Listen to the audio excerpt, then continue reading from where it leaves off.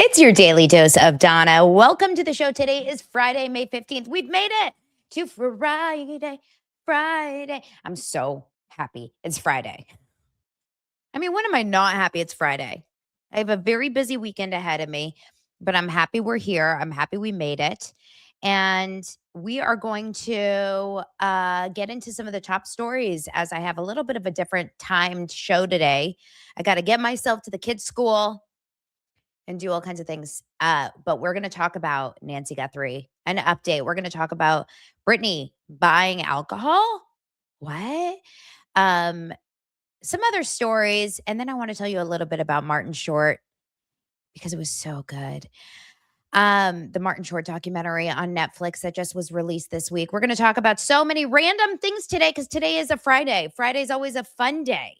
Okay, Friday, fun day. Let's get into it. Make sure to subscribe and like the feed. It is your daily dose of Donna. Hello, friends.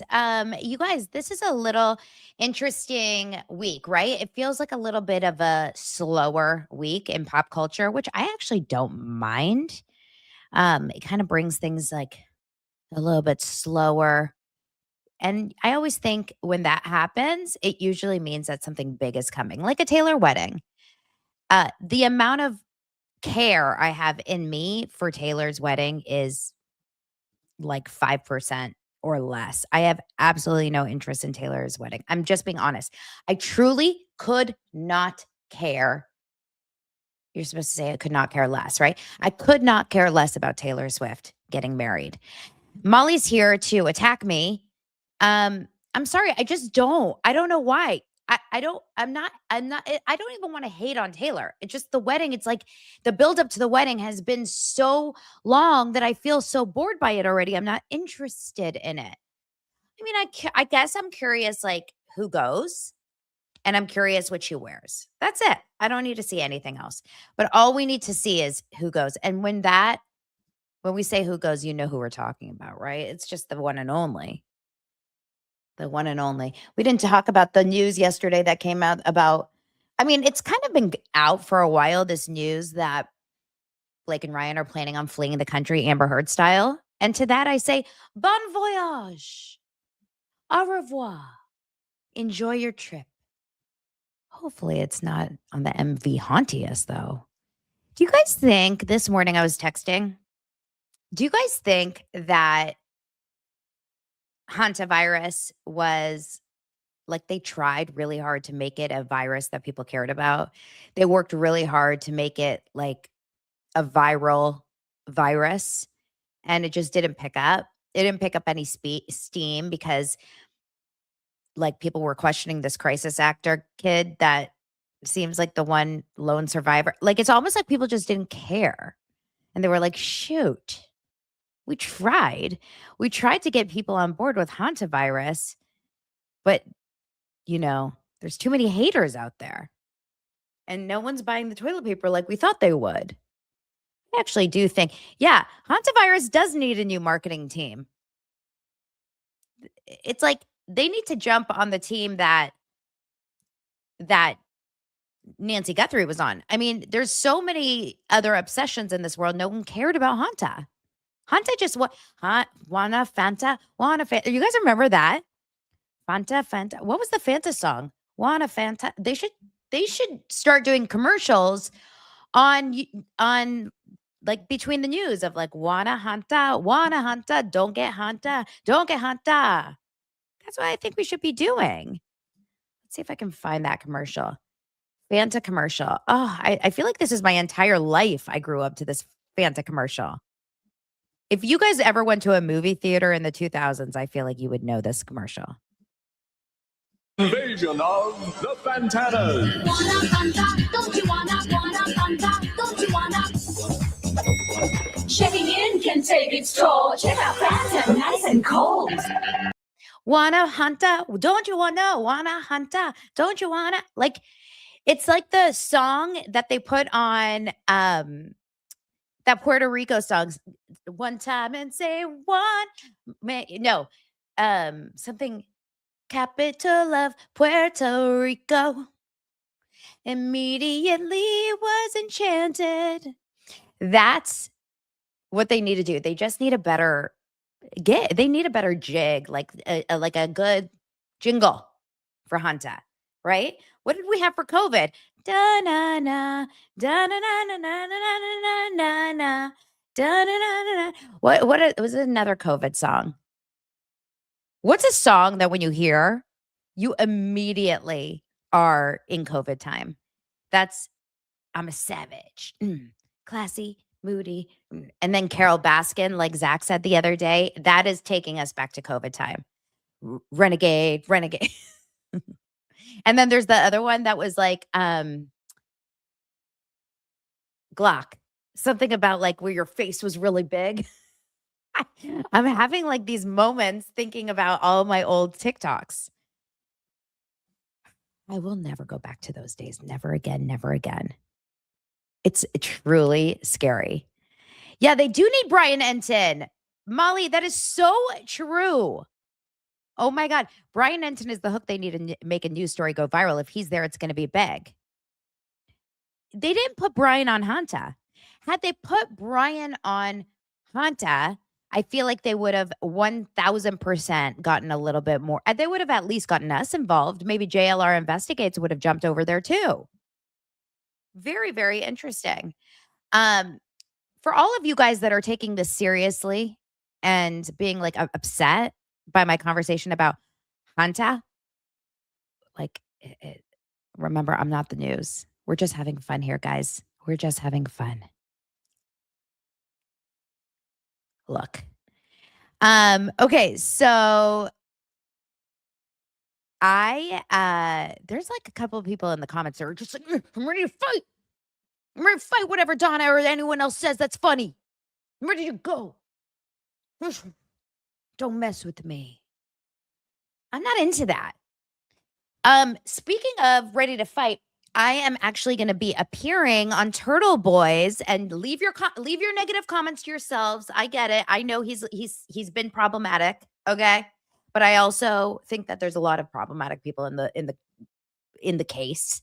And he is being sued now by all of those McAlberts, you know, all the crew of Canton. He and what's her name? Karen Reed. What's her name? She was the name of 2025. Blake Lively, who? It was all about Karen Reed. But anyway, so they are going to do he is going to do a fundraiser, and he's going to go live all day on Sunday. I saw that he just tweeted at me. So hold on. I just want to make sure. Yes. So it's going to be a ton of people. Oh my God, I'm going to be on with Billy Bush. That is so exciting. Okay, hold on. Here we go. So this is the Turtle Boy Mega Fundraiser on Sunday. He's going to start at 12:30, and this is all Eastern time, okay? So remember, I am Pacific time. But Eastern is Brother Counsel. Then he'll have Justice Serve TV. He'll have a few other lawyers. Melanie Little will be on there. Some of these people I don't really know. Andrea Burkhart, who I love. Jess Machado, I know her name.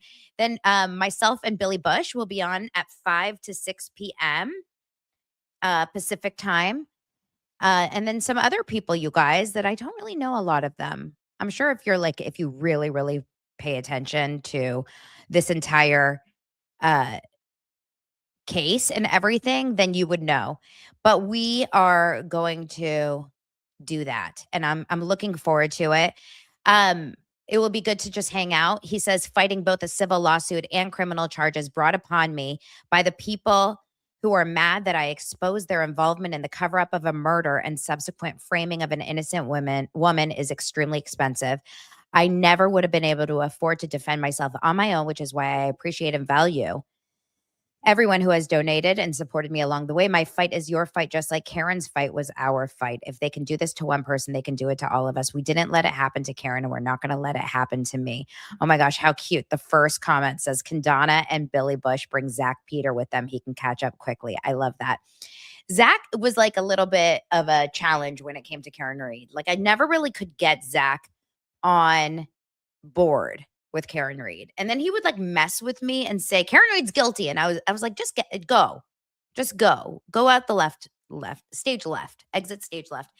Yes, we need a white ceiling fan. Maybe I should get one installed, just a white ceiling fan that constantly just goes around like this. Like, these are the days I will remember. I literally cannot tell you how much I long for the summer of 2025, or like I should say the spring of 2025. There was absolutely nothing better than when we woke up every day to see a full day of trial with Karen Reed interspersed with Blake Lively's insanity. And then there was P. Diddy going on at the same time. I was like, this is the life. It will never be this good again. And it hasn't been, sadly. It really just hasn't been. There hasn't been something that has grabbed me nearly as much. We'll always remember the summer of 2025, just like we'll always remember day 8 with the Nancy Guthrie search. Okay, the Nancy Guthrie search on day 8. Quick, tell me what day 8 was.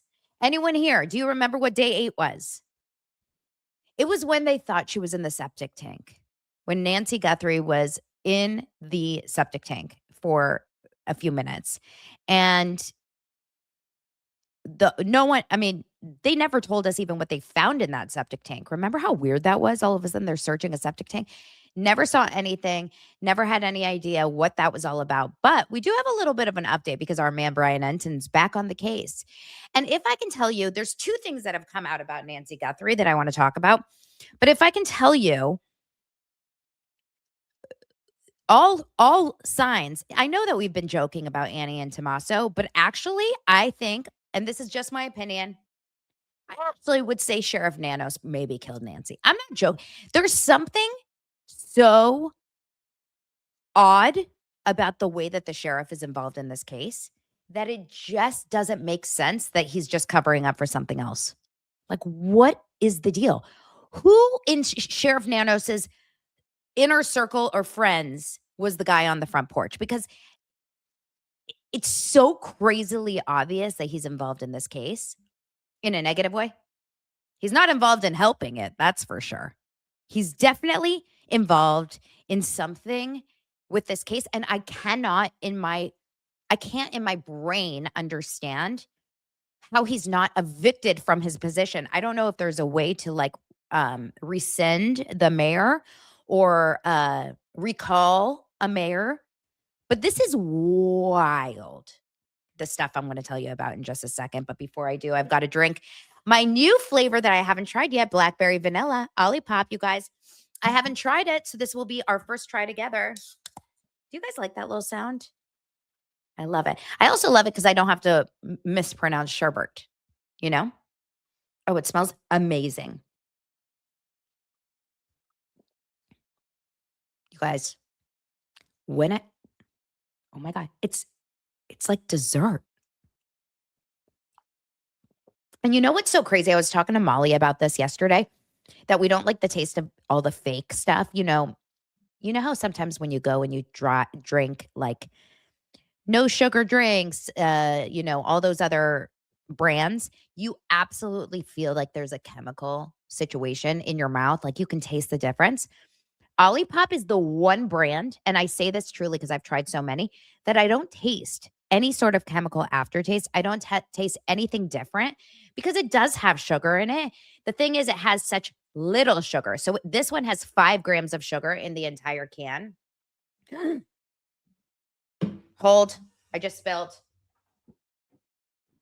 Oh my God. Is Olipop going to have to pay for a new keyboard? Shit. That was not good. I'll clean it better after the show. I wanted to look at the ingredients to see what makes it so yummy. I mean, it has all the natural juices, marshmallow root.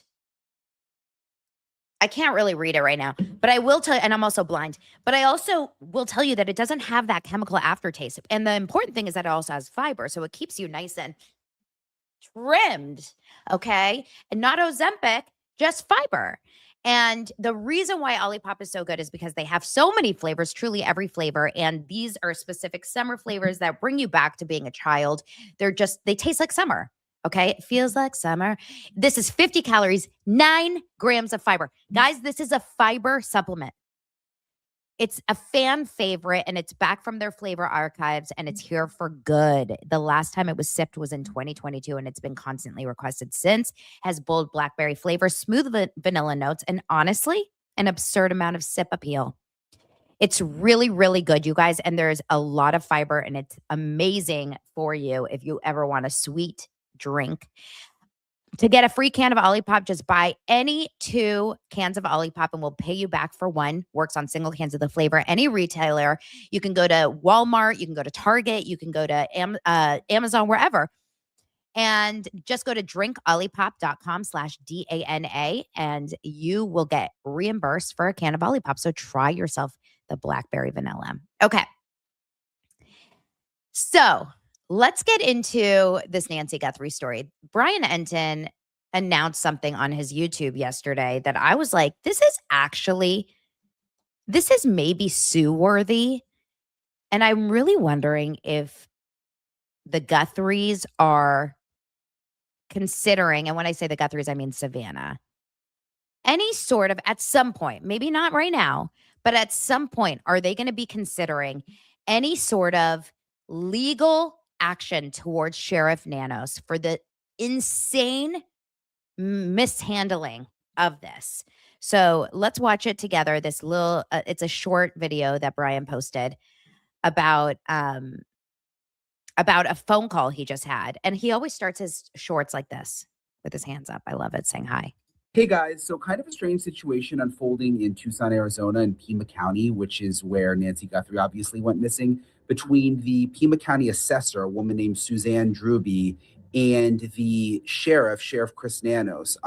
The assessor, she spoke to the Arizona Republic, says that the sheriff actually scolded her for providing information to the FBI related to the Nancy Guthrie case. She said it was inferred that we were creating a lot of additional work for the sheriff's department due to us providing this information to the FBI and them having the responsibility to follow up on all those leads that were provided.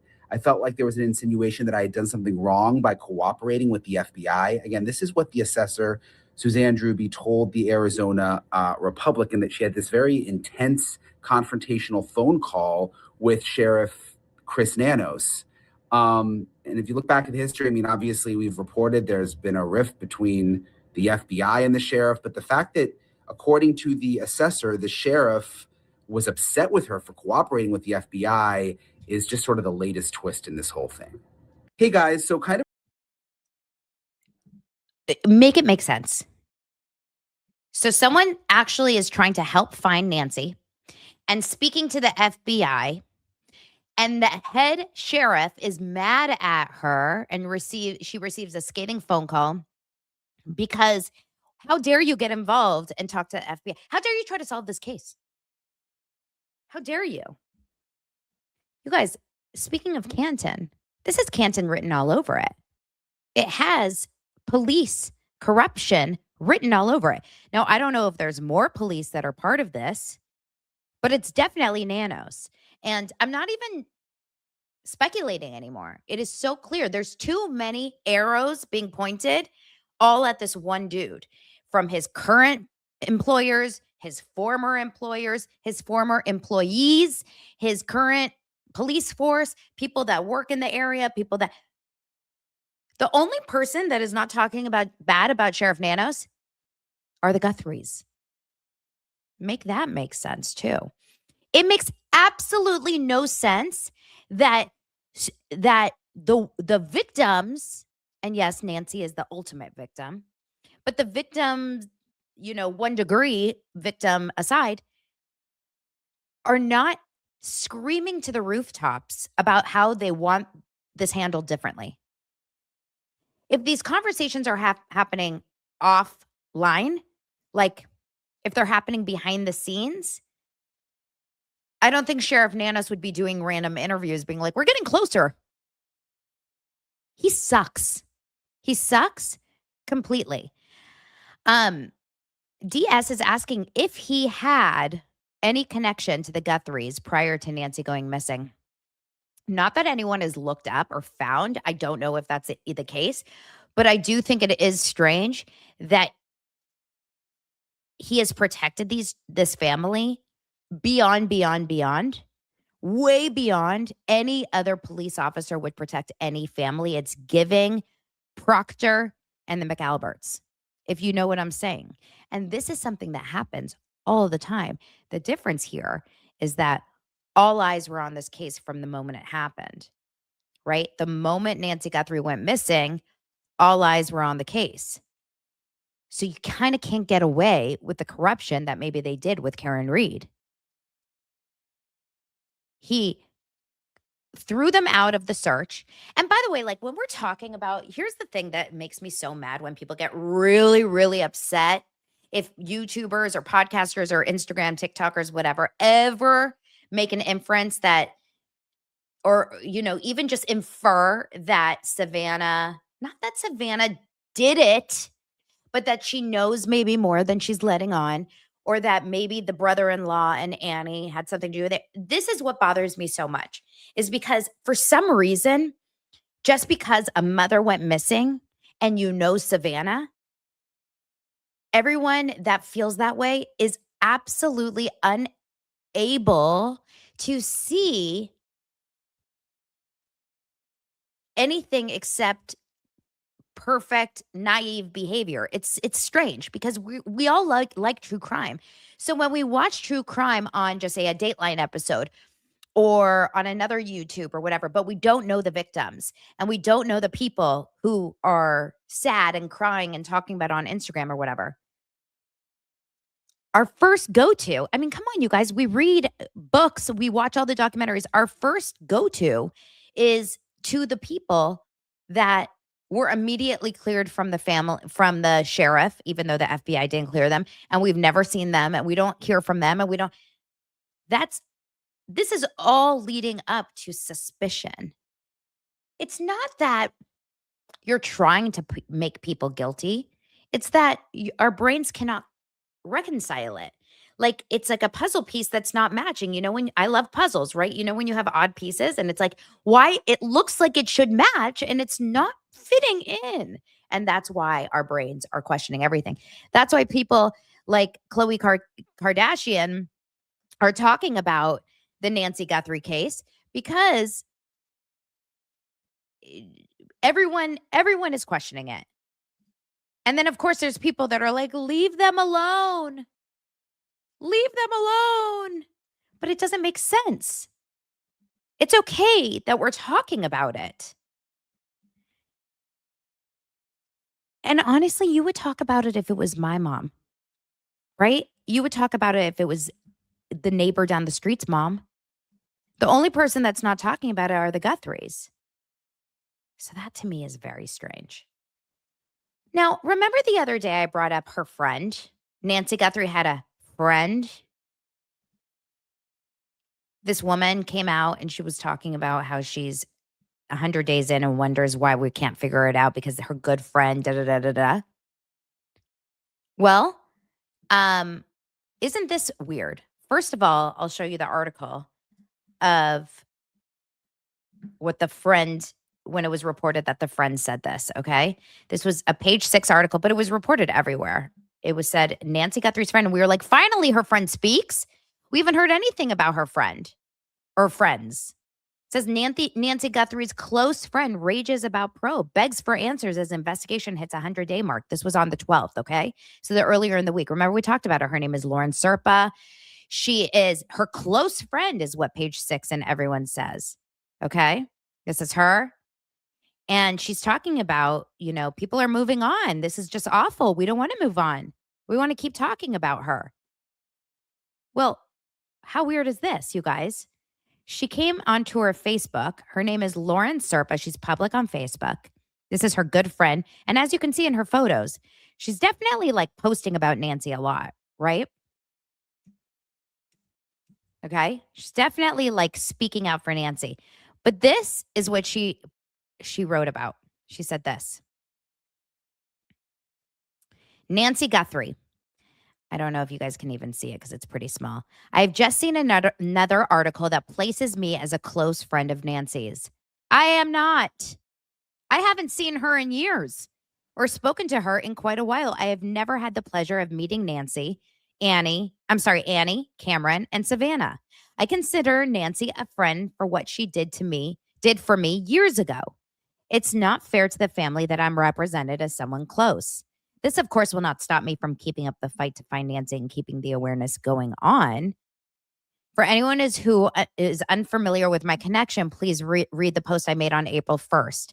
I'm just trying to keep her name out there until she gets found. So literally, page 6 and all these people are like, Nancy Guthrie's close friend finally speaks. This woman doesn't know her. She met her 12 years ago. One time. And I don't even know what their closeness was. She said go back to April 1st. Let me see if I can quickly find that post.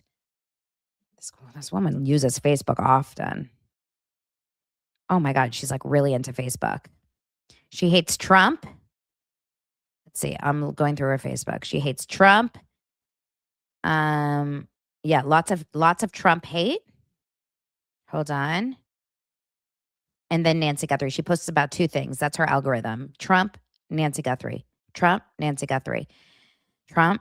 Okay, hold on. I'm almost there to April. Oh my goodness, she posts. We're on April 9th. Jeez. Sorry, guys. I've never seen someone post more. April 4th. April 2nd. Trump. Artemis. Trump. Nancy Guthrie. Okay, we finally got, oh my God, that took too long. Here we go. She says, people have been asking for a few weeks on my page and YouTubers who I am and why I go to Nancy's to take care of her memorial. Some people say I was one of the people who abducted her. I had nothing to do with the crimes, and the reasons for keeping the memorial up are selfish. I met Nancy 12 years ago at the farmer's market. My fiance died from a brain aneurysm. Having nobody to turn to, I decided to get out of the house and go to the farmer's market to clear my head from extreme depression. When I got there, it wasn't long before I knew that it wasn't going to work. While seeing happy couples together and families reminded me, I couldn't stop crying, and that's where Nancy comes in.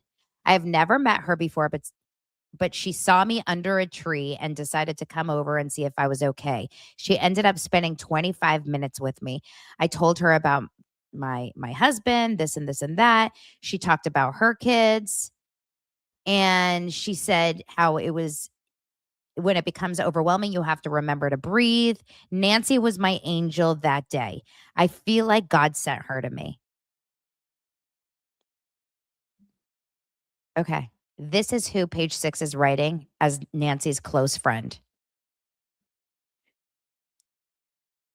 Who are the people that actually saw Nancy on a daily basis? Nancy played mahjong with a group of people at her house on Friday, a group of younger friends. I will never forget when I saw that article. Where are they? What are their names? Who are they? The whole thing is just so strange. Okay, let's move on and talk about a couple other stories. It's BD's first live, everyone. BD's first live. Everyone say hi, BD. Hello. Okay, we got to talk about Britney. Yesterday, we talked about Britney allegedly wielding knives and barking at a restaurant. And now we have actually a little bit more information. So Britney was actually in like a surveillance camera, and she went and she bought alcohol. Now, she didn't actually purchase the alcohol. What she did was, let me pull it up for you guys.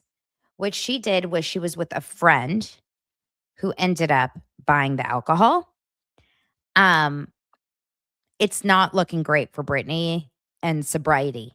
I can tell you that. It just doesn't feel like something you would do if you were possibly trying to get sober. Let me pull up the video. You know how there's always all these ads and everything. So just give me a momentito. But it is, to me, and I look, I don't want to shit on her, and I really don't want to make Britney's life even worse, but the night that she was spotted at this restaurant, I don't know if this is before dinner or after dinner. My gut feels like it's after, but maybe not. It does feel a little bit odd. So there's a liquor store just down the street from where she was. And she was with her, apparently it's a male security guard, but they feel kind of like affectionate to me. And they walk over to the aisle. Okay, let me press play. They walk over to the aisle and you can see what's going on here. They're driving in. He's driving. She's the front door passenger or front seat, and then her friend's behind her. They walk in. They walk over to the alcohol section. You can see very clearly that, well, now I just paused it so it went dark, but on the left is like Modelo, okay? You can see that they're in the alcohol section. She tells him what to buy or says something. He goes and picks up the can. He brings it to the front. You see her walking around the store. That doesn't say anything. That's not a big deal.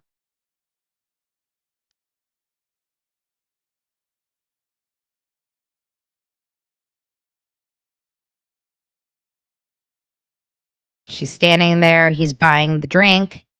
She then throws a pack of gum in a second onto it. I mean, the music makes it so dramatic. And then they start walking out. She gets back in the front seat. He's carrying the can in a brown paper bag, and he gives it to her.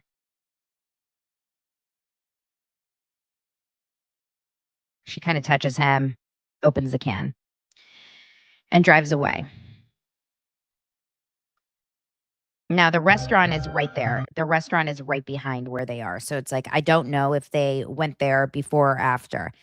But the guy, even the owner of the store, I mean, the owner of the store sold this video, which is kind of shitty. But the owner of the store gave the video to TMZ or Daily Mail or whoever bought it, and then also asked what they bought. And they bought a twisted tea, one of those twisted teas, half lemonade, half iced tea with alcohol in it.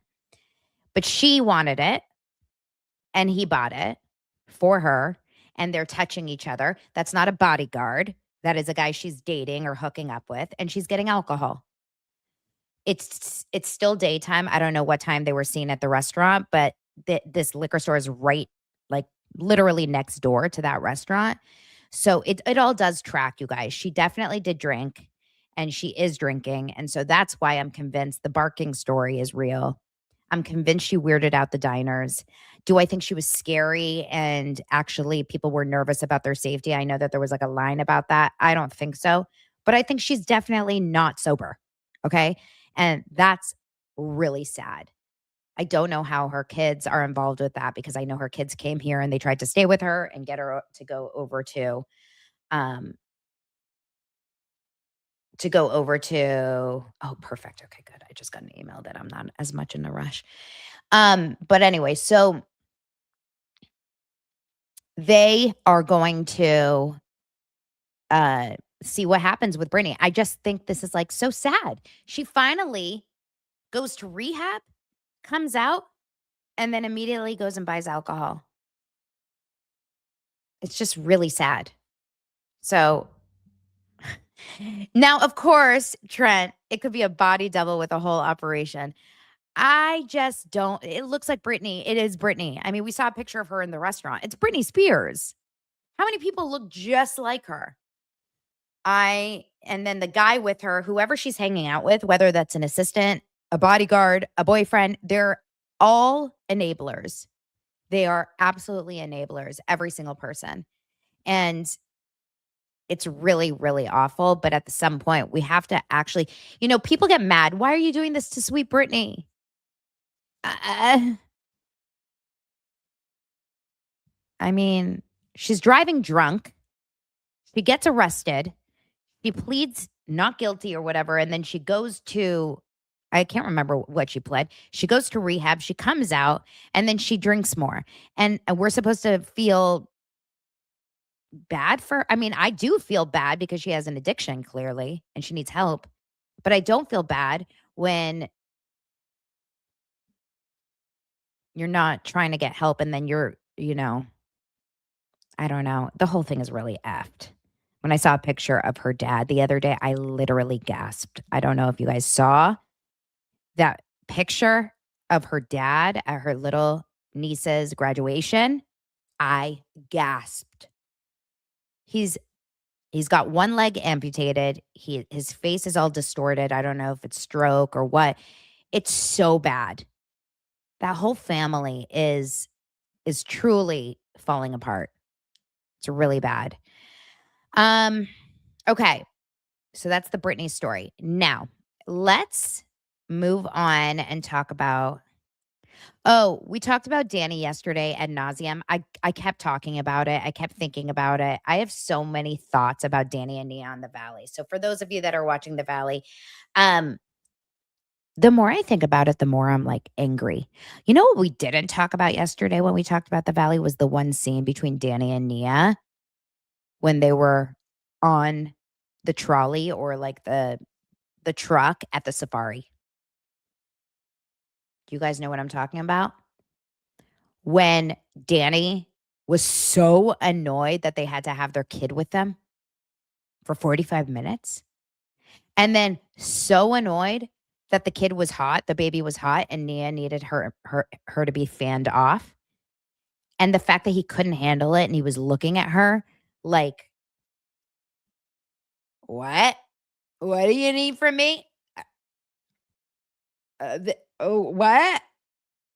These are the people that should not have kids. I'm sorry. The guy seems like a teenager. He seems like my son when I ask him to unload the dishwasher. Looking at me like I am insane and trying to, completely derail, distract, and get out of there. Like, what are you talking? You want me to clean? What? This is your sperm. You are responsible for that baby just as much as Nia. If you are a dad and you have to be actively told how to keep your child cool when it's very hot and Nia's like, I'm really worried about how hot she's getting. And you look at her like, what's wrong with you? You're not deserving of being a father at that point. Like, bye. That's how I honestly can't. I just can't handle it. I really can't. I'm ignoring the interruption in the chat in case you're wondering. Okay. I'm ignoring it. I'm not going to go there. I'm not going there. Okay.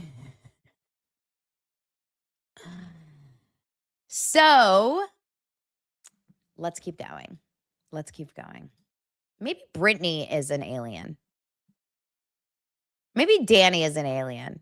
If you don't like someone, just call them an alien, but don't come at me and think I'm definitely not. I'm here. This is me. I'm here. I did come in a UFO, but I'm here.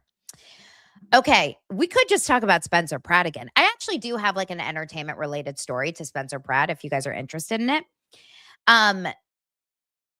Spencer Pratt was told yesterday, so TMZ has been putting out like these big hit pieces on Spencer. And yesterday, one of the many was the fact that there's a reality show that Spencer inked a contract with that is following him around and taking him, through the mayor race. And if he even wins mayor, he will continue to have a reality show. They even said yesterday in the TMZ article, they even said that he, the company that he's doing it with, a company called Boardwalk Pictures or something. And I actually spoke to Lance about it because Lance is, he's in the business and he's worked with Boardwalk Pictures. I'm like, can you get any more insight? He's like, no, I'm not reaching out to people in production and telling them I want to know about Spencer Pratt. That's honestly, Lance is like, in Los Angeles, I would get like, I would get off the building, basically, if I said anything positive about Spencer. But he's saying his team, Spencer Pratt's team, is saying, no. They're downplaying the idea. Now, what else does Boardwalk Pictures produce? You guys are going to die over this. Welcome to Wrexham. Yup. Our boy Ryan Reynolds' show is also produced by the same production company. Welcome to Wrexham. So Spencer's team is actually completely denying these reports. Pratt's spokesperson said, this is a non-starter. There is no signed contract. Nothing has been pitched. Nothing has been filmed. There is no contact or deal of any sort in existence. Cameras have not been rolling, and there are no plans at all for cameras to film. Hollywood Reporter is like, but we did hear that Boardwalk Pictures has already approached potential directors about the show. Now, they have worked, like I said, on Hulu's Welcome to Wrexham and Netflix's Cheer and a bunch of different other, reality shows. But they are straight up saying, Spencer Pratt's team is straight up saying, this is totally not true. We have not worked with them. We are not working with them. There's no cameras or anything. And the truth is, there's so much footage of him just going and doing campaign stops and whatever. And we're not seeing a reality camera team. I think if he did have a reality camera team following him, we would be seeing like a crew. You know how those crews look. Like, you can't really get away from it when you see a reality camera team. So I don't believe that he has a reality show following him. But if he does, my spin on it is all good. Bring production back to Los Angeles. Because that's literally the fight, is that we need more reality and scripted shows and movies filming in Los Angeles, because Hollywood, the industry of Hollywood is dying. So many people are out of work, so many crew members, so many camera operators, lighting, hair, makeup, wardrobe, actors. I mean, the entire industry is completely on a losing battle. So I actually wouldn't be so bummed. Anytime I hear more reality or more scripted projects in Los Angeles, I'm always happy about it. I always think it's a win. So bring it on. Bring it on, no matter if you're Spencer, even if Karen Bass has a reality show. I'd love to see that. But if Karen Bass had a reality show, I'd be for it. Anyone, okay? We really do need a more production here in Los Angeles. I'm team production. I'm team Hollywood industry. Get it back. I miss driving through the streets and seeing one after another of production trailers. I'm missing like things in my mailbox saying your street is closed off because we're shooting a sitcom on your, or a 1 hour show on your street. So that bugs me and makes me sad. Okay, let's move on to another story. And then, yes, Martin Short. You guys, Martin Short, this is your TV for the weekend. There's two things that you can watch this weekend on Netflix.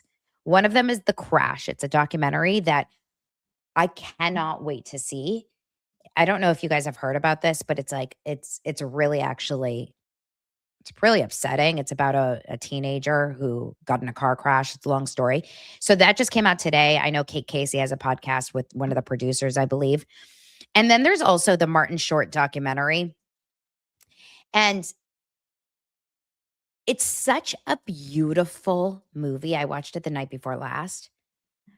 Usually when I watch movies or documentaries or whatever, and they don't like get my full attention, I'll be on my phone playing games. I'll like play Rummy or Solitaire or whatever while I'm watching. I watched this entire thing. My eyes were just on the camera. I mean, on the TV. Let me show you the trailer. Hopefully I don't get, taken down by YouTube, but here's a little bit of the trailer, okay? I may stop it halfway, but here's a little piece. The trailer, of course, is on YouTube, and then you can go and watch it on Netflix. But let me tell you a little bit about this documentary and why I fell in love with it so much. There's very few people that have experienced loss to the extent that Martin Short has. And the fact that this man, still today in 2026, well, I don't know actually about like today, but as of, he will at some point in his life be able to continue to make people laugh, is such a testament to who he is. When he was 12 years old, he lost his brother in a car accident. Okay. He's one of 5 kids. He was the youngest. One of his brothers, his oldest brother, handsome as all, gorgeous. You find this out obviously very early on in the documentary. Dies of a car accident. Then a few years later, mom gets sick with cancer, dies. 2 years later, dad dies.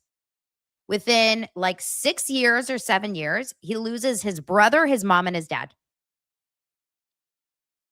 You can't think of anything more hard or more tragic for a child, right? And he continues on this comedy streak. And the story really follows him as he starts in Canada. So many of these comedians started in Canada. He becomes very close with people like Eugene Levy from the very beginning. He became so close with him. And then he became very close with Catherine. Oh my God. What's her name? Catherine O'Hara. I'm like, what is her name? So many funny actors and actresses from the very beginning. Steve Martin, of course. Then a little bit later on, you see him kind of coming into the Hollywood world. He starts to do, he did SNL. He hated it. He hated doing SNL. He was miserable. But and then the most amazing storyline in this entire movie is his marriage. And that is actually the story that took me through and like took me to tears. He meets a woman on the first project that he works on. She is, it's Godspell. They're doing a big production of Godspell. It's a theater production, very funny. And she is Gilda Radner's understudy, and her name is Nancy Dolman. And Nancy Dolman and Martin Short fall in love. And she is beautiful, okay? She's beautiful, and I'll show you a picture of them. And sweet, you guys, so sweet, like kind, loving. I'm trying to find like an earlier picture. There's so many pictures as they got older. I'm trying to find something earlier on. They're so sweet together, and they say that they had, the best relationship. In fact, here's a bunch of different pictures. This is them when she was younger, when they had a baby. So what's so sad about this is that Catherine O'Hara is interviewed and says that we went to a therapist. She and her husband went to a therapist, a couples therapist, and she said that, they were going through a rough patch at the time. And the couples therapist says, can you think of a couple that you spend a lot of time with and you really like admire their marriage? And Catherine O'Hara says to this therapist, Marty and Nancy. And the therapist says, I can't tell you how many couples come in here. Same question I asked them, and they all say Marty and Nancy. So this is a true happy couple. She's happy. She's lovely. She's fun. He's hilarious. And she actually laughs at him, not laughs at him, laughs at his jokes. Like she thinks he's so funny. And then they buy a house. And this is the part that I just loved so much. They buy this cottage up in, I can't remember where, somewhere in, I believe it's in Canada. And they call the place Snug Harbor. And they become friends with a group of people whose kids are all the same age as their kids. Rita Wilson and Tom Hanks, Goldie Hawn and Kurt Russell, Steven Spielberg and his wife, now I can't remember her name off the top of my head, and a few other groups of friends. And these are their circle of friends. They're spending every weekend together. Oh, Eugene Levy, of course, and his wife, Steve Martin. Like they're spending all of their weekends together, and they are loving on each other. I'm pulling up this comment right here, Brie, because it's people like you keep me going. I will keep playing with my hair specifically for this comment. Start your own YouTube channel. And then I feel like what they're doing is they're creating this family. And when I watch it in Hollywood, I always feel like Hollywood is around a lot of fake people. And I'm not saying that all these people are perfect because Hollywood is still being Hollywood. But I love seeing all these people just as regular families that like to get together on the weekends, throw all their kids together with pizza at a table, go watch TV in the other room or whatever, and then go and hang out with your other friends and drink wine and laugh, and you just connect with your people. It must have been such a happy time for them. And then Nancy, sadly, a few years later, after this like really happy time, got diagnosed with cancer and died. And she has died. She died in the early 2000s. But Martin Short's true, like his hardship wasn't even over, because if you guys remember, just this last year he lost his daughter. Now they don't talk about that in the documentary. They film it all before his daughter ended her own life. But they do mention her at the end, and they give her like her and actually Catherine O'Hara a nice little tribute at the end. But it is so see, the people that I really love appreciate you guys so much. It's so funny here on YouTube and podcasting and stuff, how we can just choose who we like to watch, right? We can just choose.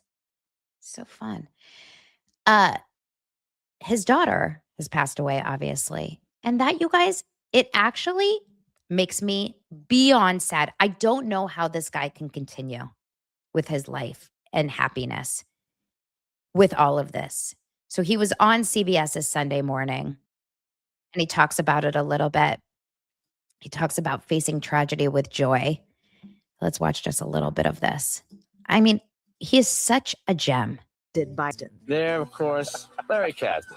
who says Marty needed to be prodded a bit to do it. It was not a natural instinct of his to want it. He's not like that. You had to sell him on it. I did. I had to sell him on it and had to lie to him, tell him how much I loved him, and I would never hurt him. With all of the good times, it seems he's had more than his share of bad.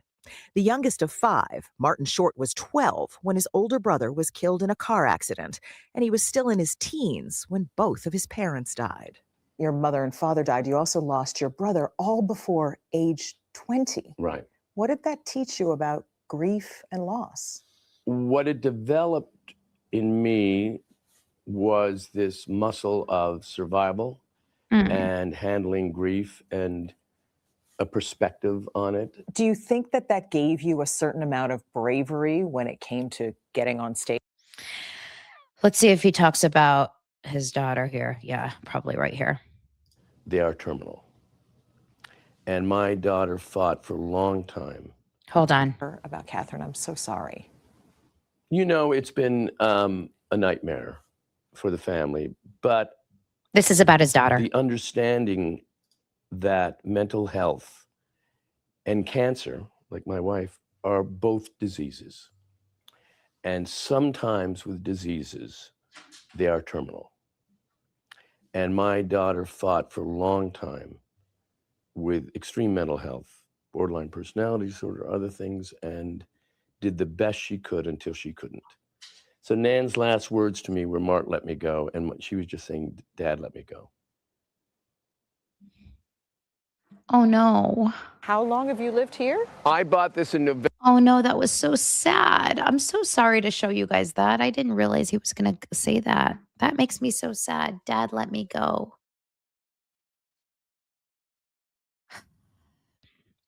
Mental health is really just so tragic. You know, people don't seem to understand how you can like struggle if your dad is Martin Short, you know, and all your best friends are the Hanks and the Spielbergs and everything else. But how does a person go on? How does a person go on when you literally you're losing everyone in your life? So he lost Catherine O'Hara and his daughter within months. I mean, and he was friends with Catherine for 40 years, 50 years, probably more. Watch this documentary. It will really, truly, oh, thank you, Kate. You made up for that mean comment earlier. It will really, truly change your perspective. I adore this man.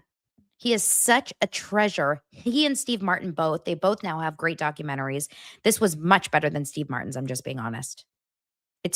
You feel like you're watching home videos. It's so good. It's so good. Anyway, please go watch that. And that's it. I don't know. That just made me really sad. I don't want to end on a sad note. We can't end on a sad note. What can we do to make us laugh? Well, I can tell you guys a story about it's not working. We need Zach. We need someone to make us laugh. Date night, date night. You know what we can do? We can all pretend to be Britney Cartwright this weekend. We can put on our fake boobs. We can talk about date night, and we can go out and eat steak. Yeah. With Craig's tiny hands. You guys, that's how we're going to end the show. I love you very much. I appreciate you guys so much. I'm Pippi Longstocking. I'm playing with my hair as much as I possibly can before the end of the episode just to piss off Brie. And that's that, you guys. I look like I should be on Sound of Music. I am 16, going on 17. Maybe it's time to fall. I love you guys so much. Thank you for being part of the show. As always, high five. Bye.